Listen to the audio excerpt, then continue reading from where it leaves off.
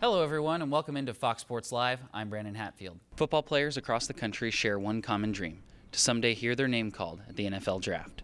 3 former Horned Frogs heard their dream fulfilled this past weekend in Arlington. The TCU men's tennis team is the 9th overall seed in the NCAA tournament and will be at home for the first 2 rounds. Cheers, Horned Frog fans. From now on, it's happy hour at the ballpark. TCU Athletic Director Jeremiah Donati recently approved the sale of beer right here at Lupton Stadium. Brandon Hatfield here with your TCU Sports Report. TCU men's tennis team was back in action this Friday in a non-conference matchup against South Florida. Offensive linemen Joseph Noteboom and Matt Pryor heard their names called.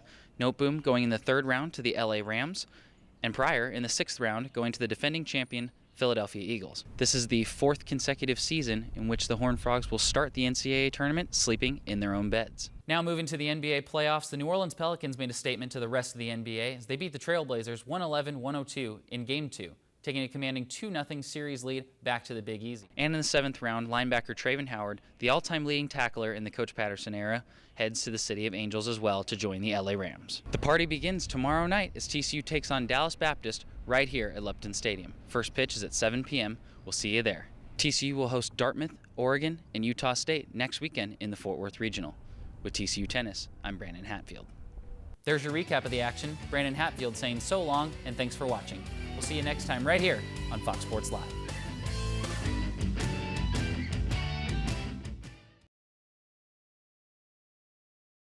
Brandon Hatfield here with your TCU Sports Report. TCU men's tennis team was back in action this Friday in a non-conference matchup against South Florida. Purple and White got off to a fast start, taking the doubles point with wins by the pairs of Rybakov-Nunez and Johnson-Kurzban. TCU rode their momentum from the doubles into the singles, never taking their foot off the gas, defeating USF 6-1. Senior Trevor Johnson held on in set 2, clinching the win for TCU. Eduardo Roldan and Bertus Kruger also picked up wins in their singles matches. TCU travels to Dallas to take on SMU this Sunday. The TCU men's basketball team won their midweek matchup against Kansas State 66-59. In his last home game, senior Kenrich Williams was brilliant with 16 points and 11 rebounds to carry his team to victory on senior night. Despite shooting just 36% in the second half, the Horned Frog defense and rebounding got them the W. This is TCU's 9th conference win, the most wins in conference play since 2001. Every win is critical at this point as TCU is trying to reach the NCAA tournament for the first time since 1998. TCU baseball defeated UC Irvine Saturday 6-2. Lucan Baker opened the scoring for TCU in the 3rd with a 2-run RBI single. TCU got 3 more runs that inning to take a comfortable 5-1 lead. But the real story Saturday was Nick Ladola. The lefty was dominant in his 6 innings of work for TCU, allowing just 2 runs and struck out a career-high 10 batters. TCU's big homestand comes to a close next weekend as the Frogs head west to take on USC, UCLA, and Vanderbilt at Dodger Stadium. That was your TCU Sports Report. I'm Brandon Hatfield.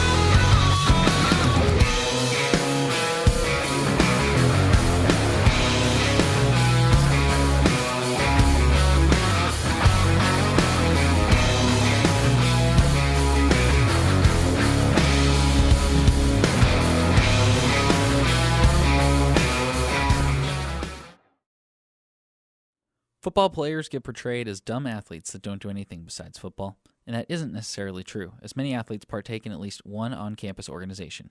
Often people rarely hear about the athletes off the field, since we're so caught up in their success on it. Paca Davis, a walk-on D lineman for the TCU football team, is one of the most driven people I know. He fits the full range of the college experience, being part of an athletic team, Frog Corp, an on-campus male choir, an a cappella group, an on-campus job. He serves the Fort Worth community regularly, a Bible study leader at a local church, president of the Hawaii Club, and to top it all off, he shows off his musical talents on his own social media. That's it. So why does he do it? I've just been fortunate to have people that wanted to include me in things. And so they'd be like, hey man, what do you think about doing this with us or doing that with us? And I couldn't always think of a good reason to say no. Our baseball coach here at TCU, Coach Schlossnagel, he always says get to, not have to his players. And I think that really kind of puts into perspective how blessed you are to be a part of something. Paka is quite the story, being from Hawaii and also being born without an ear. He was bullied as a kid growing up, but has a positive outlook to make it a characteristic that actually defines him. I even went to my parents about it, and I was like, what's wrong with my ear? And they communicated to me very clearly that nothing is wrong with you. I just realized and embraced having one ear and just allowed that to be a defining piece of who I am. Being around Paka helped bring out more positive energy, and just seeing someone be so determined. What he got most out of his work with Frog Corps was the community he had with the other singers. It's certainly not the same environment as football, but there is still a common goal of being the best group that we can be. Paka not only drops jaws in the theater, but on the football field.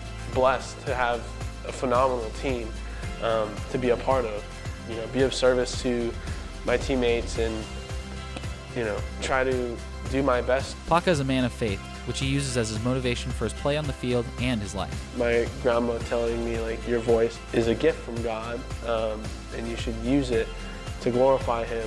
I have total faith that God has a plan for me and that I'm going to find that plan. And when I do find that plan, that I'm going to hit it 100 miles an hour.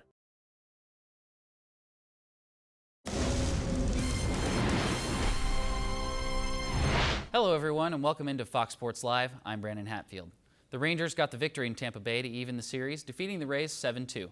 The Texas Bats were rolling, scoring their most runs in a game this season. It was a solid game on the mound as well for Texas, as Matt Moore was dominant in his return to Tropicana Field, allowing just 5 hits and striking out 6. Matt Moore back in action against his former team. Really dialing in his fastball here as he strikes out Brandon Snyder in the second. But he was also getting some help on defense, as in the second, Alex Smith lines out to a perfectly positioned Kiner Falefa, which will step on second for an unassisted double play. Another play in the third as well, Wilson Ramos grounded up the middle with a nice 4-6-3 double play with a great play by Drew Robinson there. And as well, Heckavaria hits right at Matt Moore for a 1-6-3 double play. You don't see those very often. Moore just 1 earned run over 7 innings of work. But the Rangers bats got it going too. 5th inning, Ronald Guzman has gotten a hit in every single Major League game he's played. Double there to deep center, scoring Nomar Mazar and Joey Gallo. And that would increase the Rangers' lead to make it 5-1. As Guzman gets the nod there, as well as old reliable Sin Shu Chu taking it out. Bang. Over the seats and into the advertisements. And that'll get his 4th homer of the year, making the Rangers lead up to 6-1 as he touches them all there, as you see him trot around the bases as we're used to seeing him do. Also, another good play for Tampa Bay came in the 8th inning. Ronald Guzman, fly ball. Take a look at this diving catch by Johnny Field. But that was about the only highlight as the Rangers defeat the Rays 7-2.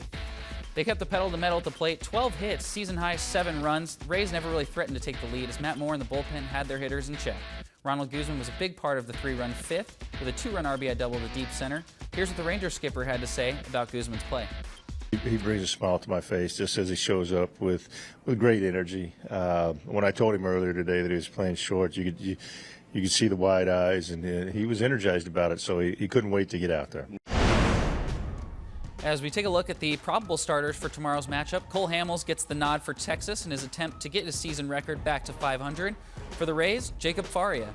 Big righty gets the look for Tampa, and they're looking to get a win with him on the mound for the first time this season. First pitch will be at 12:15.